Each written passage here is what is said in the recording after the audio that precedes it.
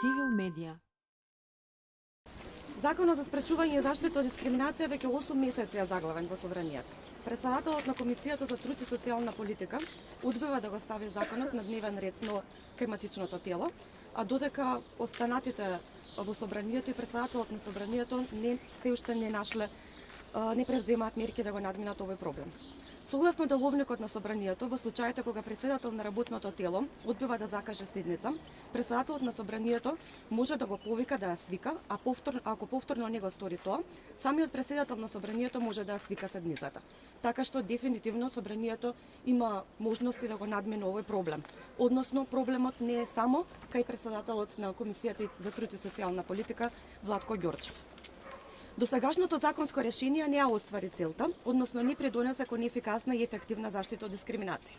Комисијата за заштита од дискриминација делуваше непрофесионално, необјективно, за комисионери беа назначувани луѓе кои немаат соодветно образование, а дел од нив се познати по своите негативни ставови кон различни категории граѓани.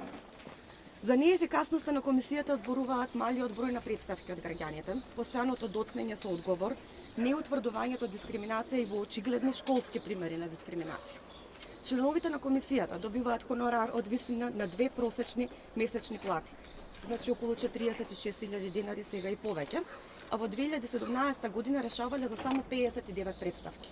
Секој комисионер во 2017 година месечно добивал по 46.000 денари за да решава по 0,7 представки. Мапираните недостатоци во постоечкиот закон се надминаа со предлог законот кој предвидува професионализација на Комисијата за заштита од дискриминација, построги критериуми за избор на комисионери, јавно спроведен избор на комисионери, пократки рокови на постапката за заштита од дискриминација, јакнење на независноста на ова тело и зголемување на надлежностите. Со законот се предвидува и ослободување од плаќање на трошоци за судски такси за граѓани кои што ќе поведат постапка за дискриминација, а исто така се овозможува и тужба за заштита од јавен интерес акцио популарис.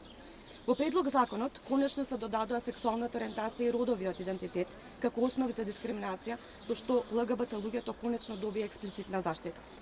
Неприфатливи се аргументите на дел од пратениците против внесувањето на сексуалната ориентација и родовиот идентитет, бидејќи сексуалната ориентација како дискриминаторска основа веќе постои во македонското законодавство и голем дел од овие закони се донесени и во време на владеачкото мнозинство на ВМРО-ДПМН. Бараме председателот на Собранието итно да превземе мерки за донесување на законот и ги повикуваме сите пратеници да го поддржат донесувањето, со што на дело ќе покажат дека се грижат за еднаквост и човековите права на сите граѓани. Имавме средби, како што знаете, на почетокот на 2018 формиравме ЛГБТ интерпарламентарната група пратеници, во моментот број 14 пратеници кои што активно се залагаат внатре во Собранието за побрзо да се донесе овој закон. Меѓутоа, 14 пратеници наспроти сите останати се малку. Исто така добивме поддршка, имавме средби со пратеници уште летото. Имавме средби дури и со ДУИ, каде што ни кажаа дека ќе го поддржат законот. Од друга страна, секако пратениците од СДСМ, меѓутоа очигледно ни кажаа дека ќе го поддржат законот, меѓутоа 8 месеци не се донесува. Така што и нивната, мислам, не излажале очигледно. Имате ми некои заминати од ДУИ кои што ви рекле дека ќе го поддржат?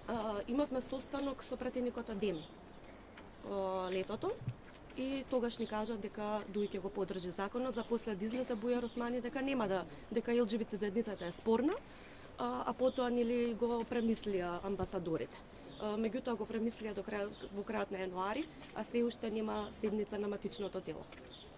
Со оглед на тоа што јас доаѓам од Македонската платформа против сиромаштија, за нас ова е еден од законите со кој што се гарантира исполнувањето на човековите права и не смеевме да останеме неми во оваа позиција кога Собранието го закочува процесот.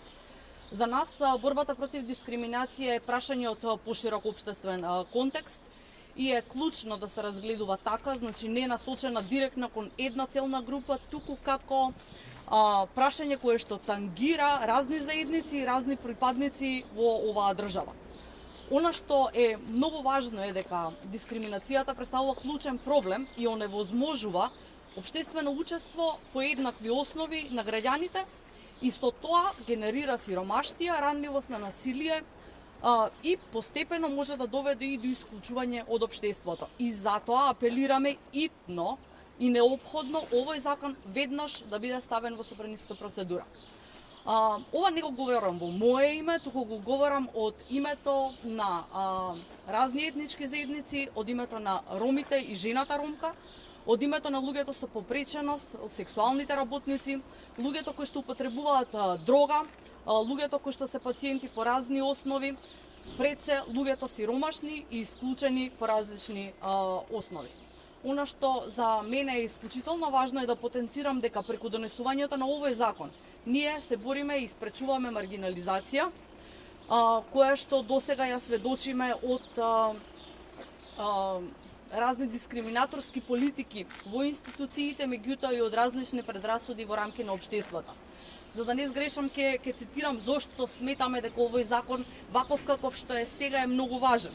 Значи, со овој закон покрај тоа што се уредуваат превенцијата и забраната од дискриминација, облиците и видовите на дискриминација, постапките за заштита од неа, нејзините промени се однесуваат и во делот на основите на дискриминација, односно се менува и подобро се дефинира поимникот и дефиницијата за дискриминација. Но се воведува и сегрегацијата, која што е особено важна за групи како што се ромите и лицата со попреченост. Како пример дека дискриминацијата е се она кое што не дозволува целосно и ефективно учество во општеството на еднаква основа со другите, цитирам, дискриминацијата е неовозможување на соодветно приспособување, како и неовозможување на пристапност и достапност на инфраструктурата, добрата и услугите. И да напоменам, ово е закон против дискриминација, заштита и спречување од дискриминација и се однесува на сите правни и физички лица во оваа држава. И уште еднаш сакам да потенцирам дека со донесувањето на овој закон во суштина се гарантира едно еднакво инклузивно општество во кое што нема да се премолчува дискриминација кон било кого. Со донесување на овој закон ние градиме почитување на принципите на еднаквост, заштита и спречување на дискриминација, ги почитуваме човековите права и дозволуваме учество на секој поединец по еднакви основи. Благодарам. Каков е временски период кој што им го велите итно, меѓутоа каков е временски период кој што им го давате на властодържците да го донесат овој закон, бидејќи имате воспротивно еклатантни примери каде функционери се спротивставија на овој закон? Јас се надевам дека ќе се одважат и пред председателските избори ќе го видиме во собраниска процедура. Воспротивно повторно имаме одолговлечување до бесконечност. Знаете дека деновива апелиравме за исто такво одолговлекување и за законите за социјална заштита и детска заштита и мислам дека е крајно време да престанеме со одолговлекување на работите кои што се клучно важни за граѓаните и ги гарантираат нивните права и слободи. Како представник на мрежата за застапување на правата на ромите на Асоцијација за демократски развој на ромите Сонце од Тетова и како член на Сдруженијето на правници роми, но особено како представник на ромската заедница, чувствувам одговорност да повикам на итно донесување на новиот предлог закон за спречување и заштита од дискриминација, кој несомнено ќе воспостави силни законски гаранции во случај на дискриминација и обезбедување на жртвите да бараат ефикасен правен лек. Особено ромската заедница, која историски трпи системска, скриена, директна и повторена дискриминација во сите области на живење во Македонија. Етничките заедници, но особено ромската заедница, е дискриминирана во пристапот до добра и услуги, ресторани, кафулиња, базени и така натаму. Дискриминирана е во областа на вработување, трпи говор на омраза и криминал од омраза, а да не зборуваме за тие 45% од децата роми кои што учат во училишта за деца со посебни потреби. Ова се факти кои што ги потврдуваат извештаите на Народниот правобранител, Комисијата за заштита дискриминација и Европската комисија за расизам и нетолеранција. Жените, особено жената ромка, е се уште на маргините на нашето општество и има отежнат пристап до здравствени услуги, вработување, а да не зборуваме за вклучување од политиката и носењето одлуки. Ромската заедница е се уште најдискриминирана и една од најмаргинализираните заедници во Македонија. Но до сегашниот закон се покажа дека дополнително ја ограничува оваа заедница и други етнички заедници во Македонија во покренување на постапки, се зголеми виктимизацијата и се намали храброста кај овие граѓани да се борат за своите права. Мрежата за застапување на правата на ромите во Македонија верува дека новиот предлог закон ќе придонесе кон ефективна реализација на правата на ромската заедница, зголемена храброст за покренување постапки и со тоа намалување на дискриминацијата спрема ромската заедница во Македонија. Благодарам. Билјана кажа дека да законот треба да се донесе до председателските избори, меѓутоа кои се следни механизми доколку тоа не биде направено? Се разбира, значи ние ова е прв чекор за правење нели притисок на некој начин за донесување на овој закон кој е многу значаен не само за ромската заедница кој што спомнав јас и моите колешки спомна и за другите етнички заедници и маргинализирани заедници, така да се што е во наша можност како мрежа за заштита од дискриминација ќе придонесеме кон итно донесување на овој закон. Добро утро на сите, Симонина Кацарска, Институт за европска политика. Воедно денеска и говорам од името на мрежата 23, мрежа на 16 граѓански организации кои работат во полето на правосудството и човековите права, како поглавје важно за пристапување во Европската унија, која се отвара прва и затвора последно. Законот за заштита од дискриминација кој што се наоѓа во собранието и неговото донесување е од исклучителна важност за процесот на пристапување на Република Македонија во Европската унија. Во услови кога очекуваме датум за преговори во јуни и бевме сведоци овие денови дека добивме дополнителни сигнали од нашите партнери од Европската унија од земјите членки дека истиот ќе придонесе значително на одлуката на земјите членки за да го поддржат отворањето на преговорите со Република Македонија. Постоечкиот закон не е усогласен со европското законодавство од 2010 година и ние континуирано од тогаш добиваме забелешка од Европската комисија дека истиот треба да ги вметне сексуалната ориентација и родовиот идентитет како основи, но и дополнителни препораки кои што во моментот во законот кој што се наоѓа во собраниска процедура се вградени. Венецијанската комисија го одобри истиот закон, се како тело кое што е најрелевантно за овие законски проекти, поради што и апелираме, препорачуваме претениците да се одважат и истиот да биде ставен на собраниска процедура како закон кој што е исклучително значаен и ќе придонесе за напредокот на Република Македонија кон Европската унија и одлуката која што ни престои.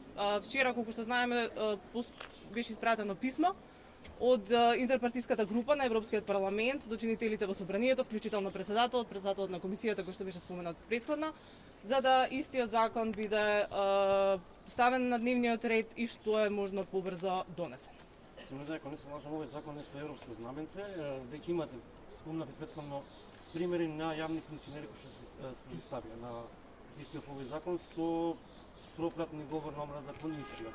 Видете, значи законот е со европско знаменце, но за разлика од многу закони во Република Македонија каде што можеби европското знаменце се злоупотребило, овој закон има потреба да носи европско знаменце, бидејќи истиот се усогласува со директивите за еднаквост на Европската унија и со повелбата за човекови права. Така да имајќи во предвид особено дека партиите во Република Македонија, особено оние кои се во собранието, декларативно ја поддржуваат европската интеграција и никој не ја спори истата. Сметам дека веројатно треба да поразговараат внатре дали европската интеграција има примарната цел. Законот има декларативна поддршка, но како да изостанува политичка поддршка. Токму едно ваше выступление со вице-премиерот на тоо тема, го отворивте прашањето во однос на законот и тој рече дека ставот на две, меѓутоа и на другите политички партии дека во законот има спорни одредби, после 2 дена ретерираше. Од друга страна, председателот на комисијата не става на дневен ред.